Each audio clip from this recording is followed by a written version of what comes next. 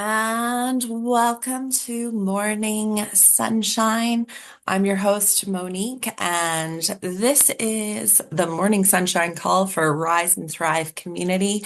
If you're not part of the Rise and Thrive community, you can join us by the link in the description. And if you are watching this in the Rise and Thrive community, thank you as always for being a member here. Um, with today's Morning Sunshine, we'll be talking about time management. A lot of people have been sort of messaging in and just saying how they're frustrated right now. They feel overwhelmed because it's the holidays and they really feel like they're not getting much done for themselves because they're getting pulled in a bunch of different directions, which, it happens. That's one of the things with life is that you have to make adjustments with it. And right now we're making adjustments for the holidays. So give yourself some grace and also give yourself some time to reset and reconnect with yourself. Because if you're not taking care of yourself, then you can't take care of everyone else. Your energy starts draining down and you can't put out as much because you could only give so much away if you're not able to stop and reset for yourself and build that energy back up. However you do that, we all build our energy in different ways. Some people say, "Oh, it's either introvert or extrovert. How do you build your energy?" Sometimes it's not about that. Sometimes it's about doing something. Is rebuilding your energy something that happens when you go for a run? And that's your time. And it doesn't matter if you run by yourself or if you run with the group. If it's journaling before you get up, then that's your time. That's quiet time alone, just journaling in bed to yourself before you brave the day or brave the rest of the house. Find ways to reconnect with yourself. Okay. That's one of the main keys, especially around the holidays, because it does get stressful. Another thing about the holidays and with time management is be in the present. You can have your full schedule all labeled out, but if you are at work and you're thinking of Christmas shopping, let's say, you're not concentrating on what you need to be concentrating on in that moment. So it's best to fully immerse yourself in whatever you're doing. Even the opposite. One of the members was saying that there was a music recital that she's putting together for the holidays. Beautiful. She was feeling a lot of overwhelm. Okay, but when you are, let's say, at that concert or putting that concert together, be focusing on that and don't let those other outside interruptions come in. You block your times for a reason, and that's your priority at that time, unless something else comes up that is a bigger priority. But slow down and make the decision. What should be taking your time right now? What is the priority and what needs to get done? There's usually two things that you're deciding between to get done. And one, it will make a huge difference in your life. It might be a little bit more challenging. It might be fearful. It, there's a lot that comes with accomplishing this task. And then there's an easier task. It might take a bit longer, but it won't make that big of a difference. You really have to decide what's that priority. And comparing two things might be prioritized at different times as well. So if you have friends coming over, maybe cleaning up the house is more of a priority than going Christmas shopping. But on the 23rd, if you haven't had your Christmas shopping done yet, then that's more of a priority than cleaning the house. So yet again, we have to prioritize in life. And when we are prioritizing and we time block those spots to take care of that goal, that task, that thing that needs to be done, then we immerse ourselves in it. We go all in with it. Because if you're not giving your full self into what is going on in the present, you're not getting enough out of it, and the people around you are not getting what you can contribute as well. You know, yet again, take care of yourself so then you can contribute and take care of others. Okay. One of the questions that came up was about time management. And after a bit of conversation, I had asked, are these interruptions the same interruptions that are throwing off your day? Or is it just random interruptions that keep on coming in to, sort of mess you up? Adjusting through our day is important, we can't, we're not fortune tellers. We don't know what's going to happen in our day. I don't even know what's happening in the next 5 minutes. Someone could walk through my door. I already had a text message this morning from a neighbor about a lost dog. You never know what's about to happen. You could only plan for the things that you're going to do. And then when other things pop in, see which one's a priority, the thing that you're working on, or this interruption. And if it is a consistent interruption, then we could plan for them, you know, or we could have a conversation with the person that's interrupting us to say, this is my time block right now, but we can address this at this time. You need to just prioritize your time for yourself as well and honor your time. That's the thing. It's honoring your time. You have made time and you have put time aside in order to get this task done. So when someone comes and interrupts you and you're in the middle of that task, it's going to throw you off completely. I know even for myself, when I'm in the zone and I'm working hard and you know, that feeling when you get right into it and you forget about eating and you forget, you don't look at the time because you really don't know what time it is because you're so immersed into your work. And then all of a sudden, someone comes in, and it's like they've lit off fireworks, and then you can't get back into that zone, into that creative zone. Um, yeah, it sucks.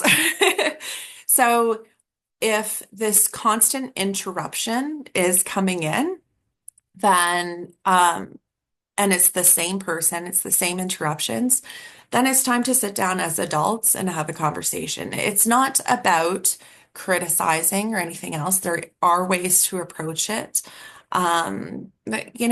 Choose your words. And if you want to go over some dialogue with that, actually, let's look at it now. If you're being constantly interrupted by someone that isn't respecting your time, there's a lot of different elements to this. So we'll do a couple different examples. Okay, value your time, respect yourself, and by respecting yourself, that's why you value your time. So when you were working on a project, and let's say you were working at home, and you're working in your space, and people could tell that you were zoned in on that. But they have a question. Your child has a question. Mom, I was just wondering, can I make craft dinner? Oh, Mom, I was just wondering, where are my socks? Where are my hockey skates? Oh, Mom, I was just wondering. There needs to be a rule set down of when you are in the space, or even to have a visual of it's easy, okay? It's just putting in the discipline or putting in the boundary and then following through with it. So even folding a piece of paper in half like this, and then writing, working will be available at, and then that's it. You put it next to your laptop, set it up. You could be in the smallest of spaces. You could be in a studio apartment and sharing that with someone, but it's like, this is the visual. So it's time to respect each other's time, figure out what you need to do before that. Another open conversation with them is also talking to them before you go into that workspace, giving the heads up. Hey, I'm about to go and just like this call, I'm about to hop on this call. I will be done at 10 o'clock. If you need to get a hold of me by then, I'll be available after that time. Okay. There is no hard feelings about it. You should not feel selfish or it shouldn't be a negative thought. This is you valuing your time and saying, I can help you. I would love to help you, but I need to take care of this first, and this is a priority for me. And since you respect me, you'll respect that as well. Okay. Now, if you are at work, and this is a boss that's constantly interrupting, um, there's been a couple other people that have talked about this as well. And it's yet again, people work different ways and people get things done different ways. Um, and work is a different cat because some bosses and managers don't understand that this is how you work and this is when you're in your creative space. Yeah, it's with your boss, it's a little bit harder, but you can get through it. Um, it's a lot easier when there's one-on-one talk here. But let's say that you're at your desk working and you're in the zone and your boss comes up and says, Hey, what are you working on? Just sit back and say, Yeah, what I'm working on right now is this. Unfortunately, when I get pulled out of the zone, it takes me a bit longer. Is there something that I need to help you with right now that's a priority? Because when I'm focused like this, I would like to focus and get my project done, okay, of whatever's going on. If it's a meeting that's set up in the morning, then, we have our jobs that we have to abide by. Um, that's how we contribute to the world. That's how we feel that we have purpose is the contributing to society in our job, um, volunteering. You know, I'm getting off track. It's all about time management though, and respecting yourself and respecting your time and valuing your time.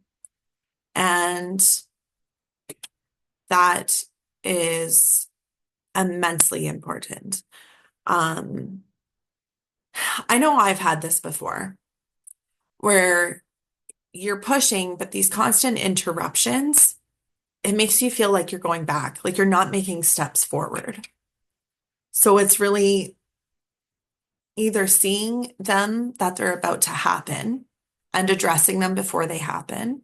And then if the interruptions are consistent, then it's addressing that consistent interruption beforehand. Okay.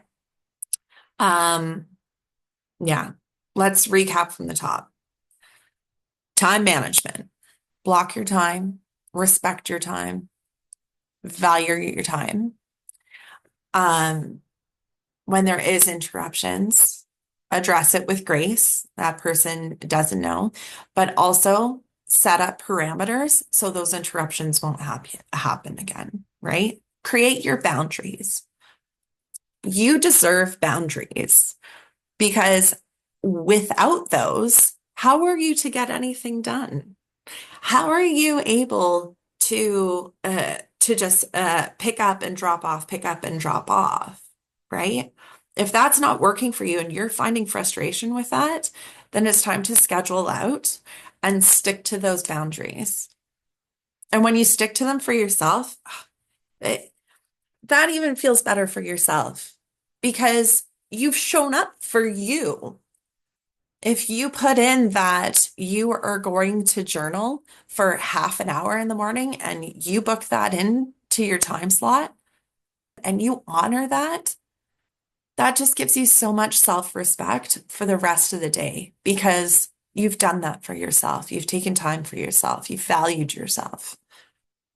Those, when we show up for ourselves, especially during the holidays, when maybe we're not surrounded by people that we normally are, and we might have some outside influence that might not be so positive, show up for yourself and carry that positivity for the rest of the day and hold it with you. And just know that you're showing up, you're doing your part, and you're doing it to the best of your ability. Uh, Overwhelmed during the holidays. Yeah, you're around other people.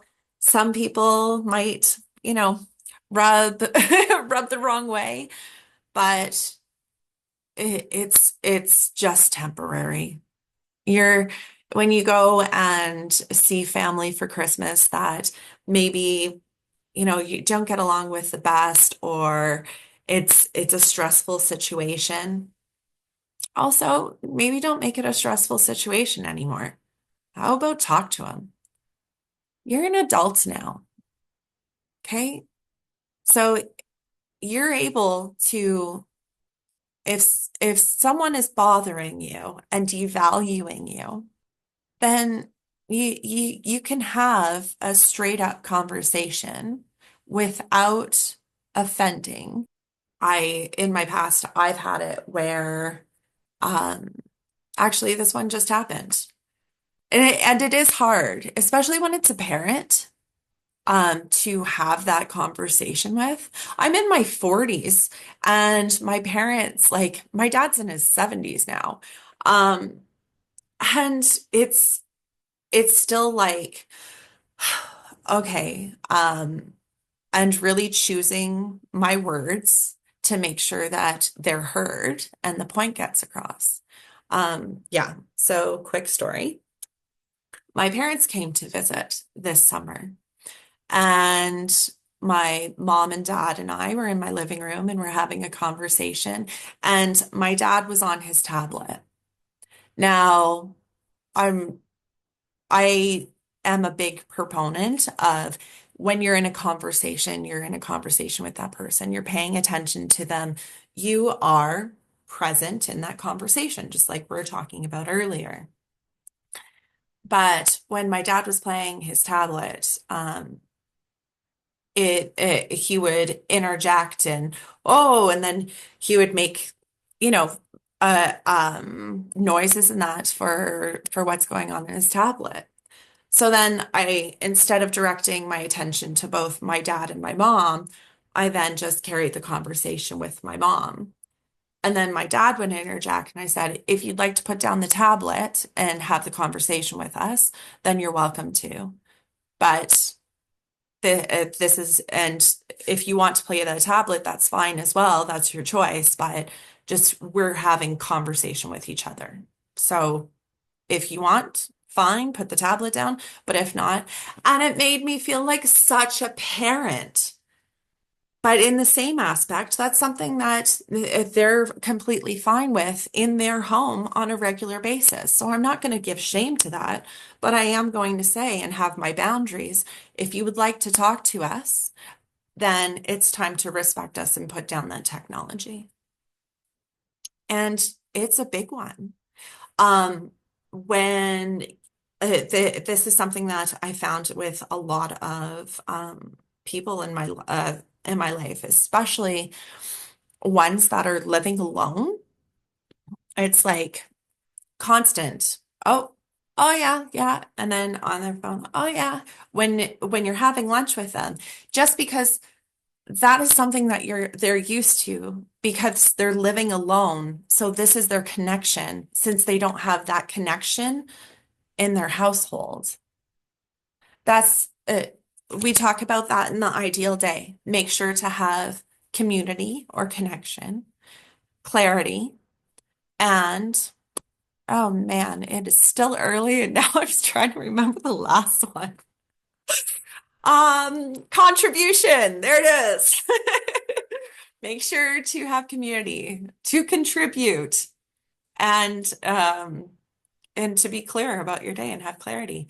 But that big contribution, if you don't have that, you don't feel like you have a purpose. So it's good to stick with that. Yeah. But it was a big conversation. It wasn't a big conversation. It was just a big moment of, hey, this is what it is.